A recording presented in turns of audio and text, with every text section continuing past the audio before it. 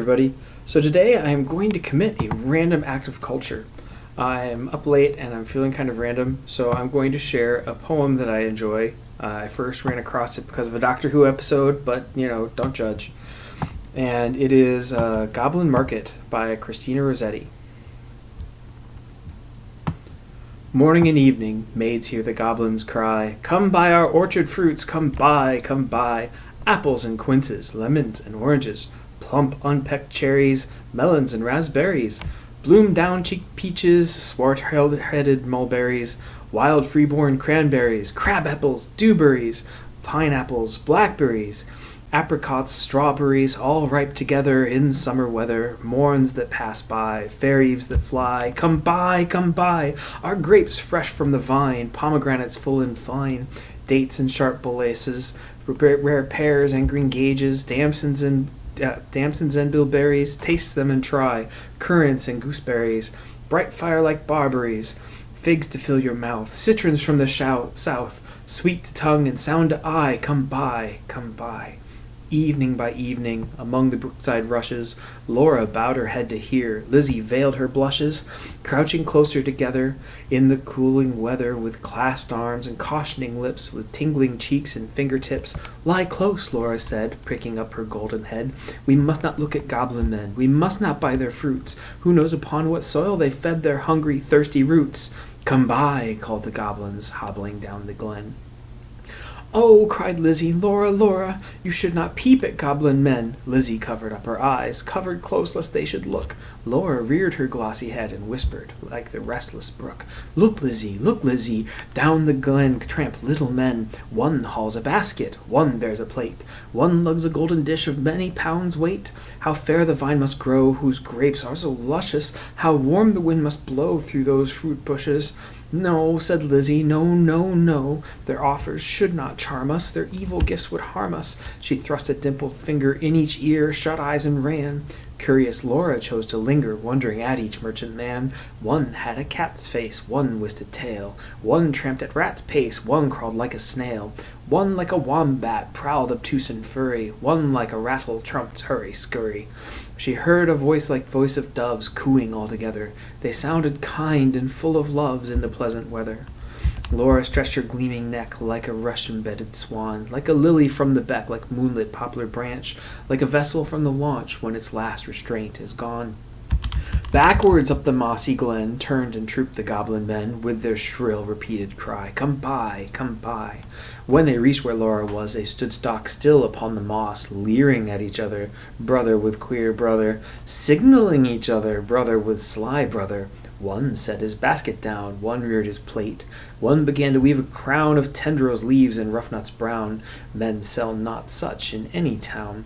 One heaved the golden weight of fruit in dish to offer her. Come buy, was still their cry. Laura stared but did not stir, longed but had no money. The whisk-tailed merchant bade her taste in tones as smooth as honey. The cat face purred, the rat face spoke a word of welcome, and the snail paste even was heard. One parrot voiced and jolly cried, "Pretty goblin, still for pretty Polly." One whistled like a bird, but sweet-toothed Laura spoke in haste. "Good folk, I have no coin to take or to purloin. I have no copper in my purse, I have no silver either. Take all my gold is on the first, and that shakes in windy weather, above the rusty heather." "You have much gold upon your head," they answered all together.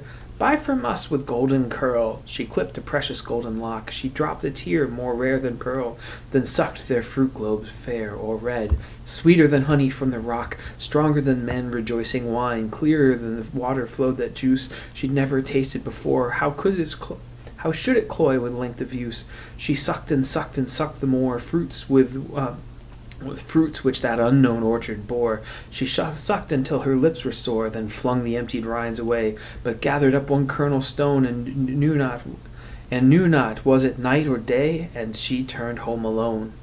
Lizzie met her at the gate, full of wise upbraidings. "Dear, you should not stay so late. Twilight is not good for maidens. Should not loiter in the glen, in the haunts of goblin men. Do you not remember Jeannie, how she met them in the moonlight, took their gifts, both choice and many, ate their fruits and wore their flowers, plucked from bowers where summer ripens at all hours? But ever in the noonlight she pined and pined away, sought them by night and day, found them no more, but dwindling and grew gray, and fell with the first snow, while to this day no grass will grow where she lies now. I planted daisies there a year ago that never blow. You should not loiter so. Nay, hush, said Laura. Nay, hush, my sister. I ate and ate my fill, yet my mouth waters still. Tomorrow night I will buy more, and kissed her.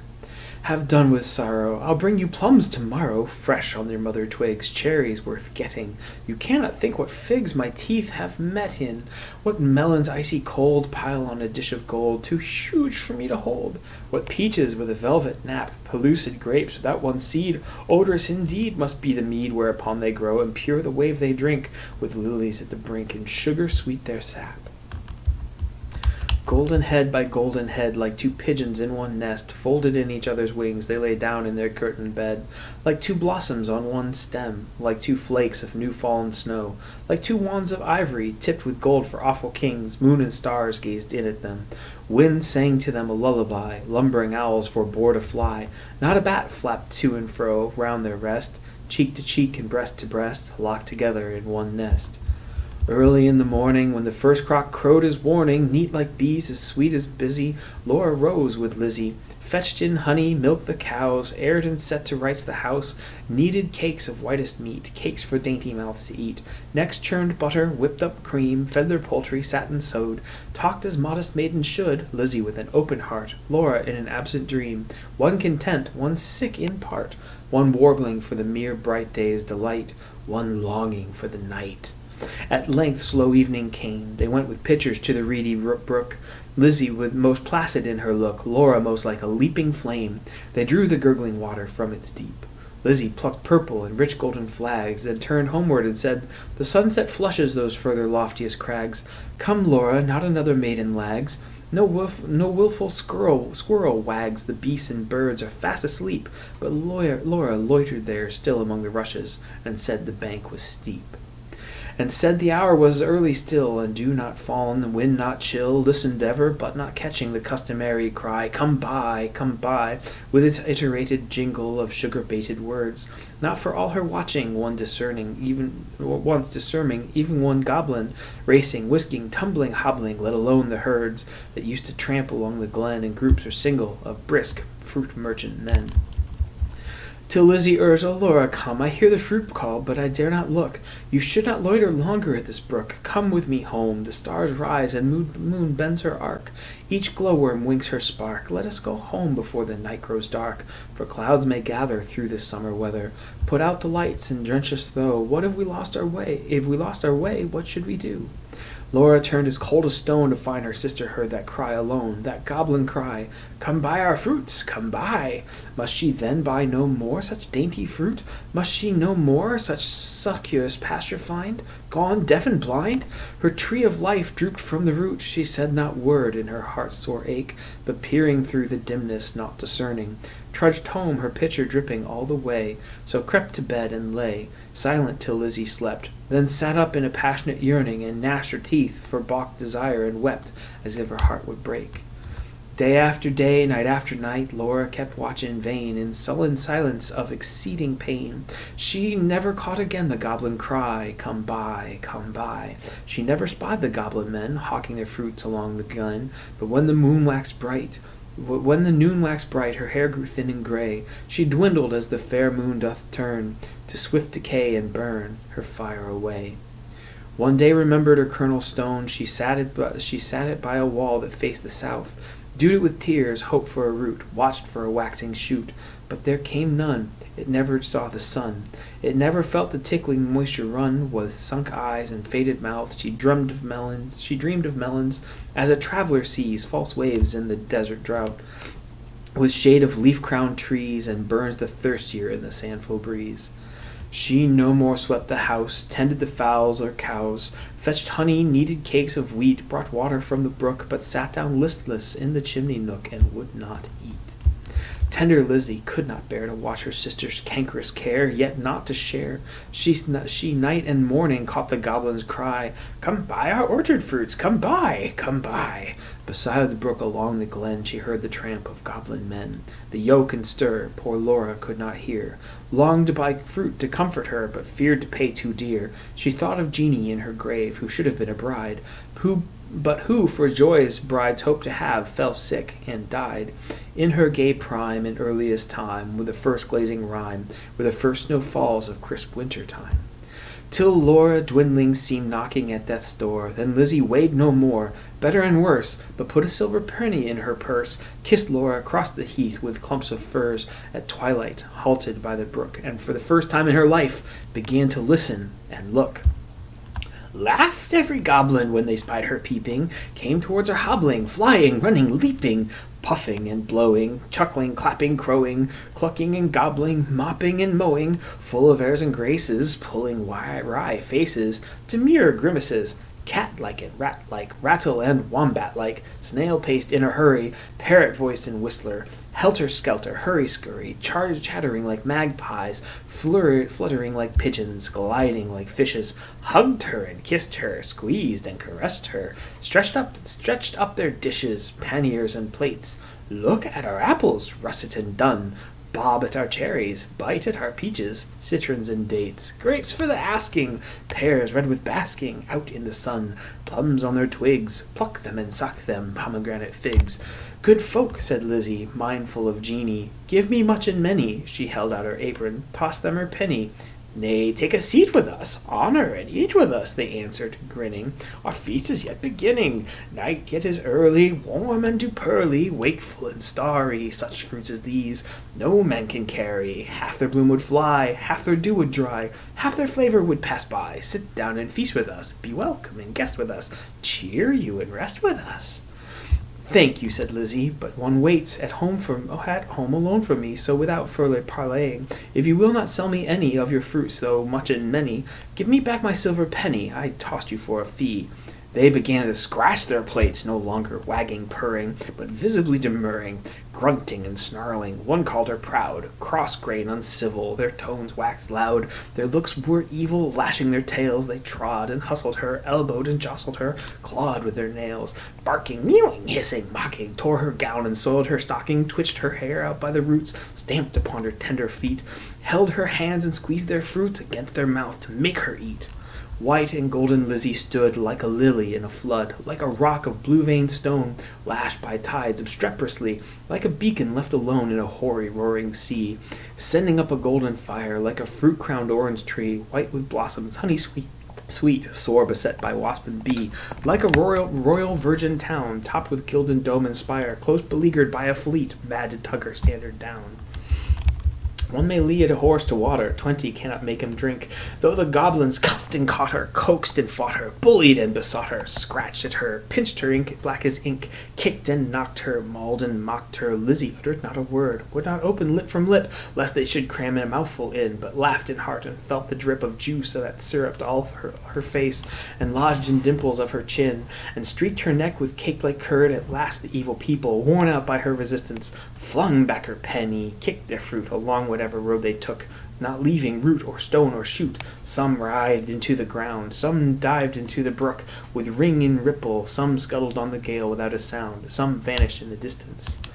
In a smart-ache tingle Lizzie went her way, knew not was it night or day, sprang up on the bank, tore through the furze, threaded copse and dingle, and heard her penny jingle bouncing in her purse. Its bounce was music to her ear. She ran and ran, as if she feared some goblin man dogged her with jibe or curse, or something worse. But not one goblin scurried after, nor was she pricked by fear, the kind that made her windy pace, that urged her home quite out of breath with haste and inward laughter.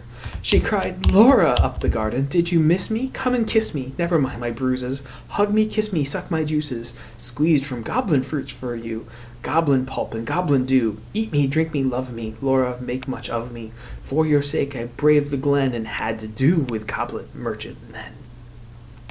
Laura started from her chair, flung her arms up in the air, clutched her hair. Lizzie, Lizzie, have you tasted for my sake the fruit forbidden? Must your light like mine be hidden? Must your young life like mine be wasted, undone in mine undoing, and ruined in my ruin? Thirsty, cankered, goblin-ridden, she clung about her sister, kissed and kissed and kissed her. Tears once again refreshed her shrunken eyes, dropped like rain along another after a long sultry drought. Shaking with anguish, fear, and pain, she kissed and kissed her with a hungry mouth. Her lips began to scorch, with that juice was wormwood on her tongue. She loathed the feast, writhing as one possessed, she leaped and sung, rent all her robe and wrung her hands in lamentable haste, and beat her breast, her locks streamed like a torch, borne by a racer at full speed, or like a mane of horses in their flight, or like an eagle when she stems the light. Straight towards the sun, or like a caged thing freed, with a flying stag when armies run. Swift fire spread through her veins, knocked at her heart, met the fire smoldering there, and overbore its lesser flame. She gorged on bitterness without name. Ah, fool to choose such part of soul-consuming care, and sense failed in the mortal strife, like a watchtower of a town, which an earthquake shatters down, like a lightning-stricken mast, like a wind-uprooted tree, spun about like a foam-topped waterspout, cast down headlong in the sea. She fell at last, pleasure past, and anguish past. Is it death, or is it life? Life out of death, that night long Lizzie watched by her, counted her pulses' flagging stir, felt for her breath, held water to her lips and cooled her face with tears and fanning leaves.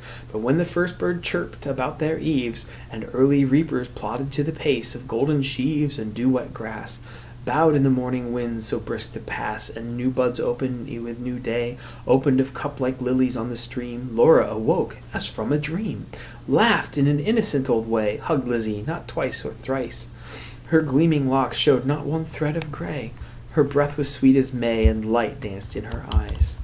Days, weeks, months, years afterwards, when both were wives with children of their own, their mother hearts beset with fears, their lives bound up in tender lives, Laura would call the little ones and tell them of her early prime, those pleasant days long gone, of not returning time, would talk about the haunted glen, the wicked, quaint fruit merchant men, their fruits like honey to the throat, but poison in the blood, men sell not such in any town. Would tell them how her sister stood in deadly peril to do her good, to win the fiery antidote. Then, joining hands to little hands, would bid them cling together, for there is no friend like a sister in storm or calm or stormy weather, to cheer one on the tedious way, to fetch one if one goes astray, to lift one if one totters down, to strengthen while one stands. Thank you.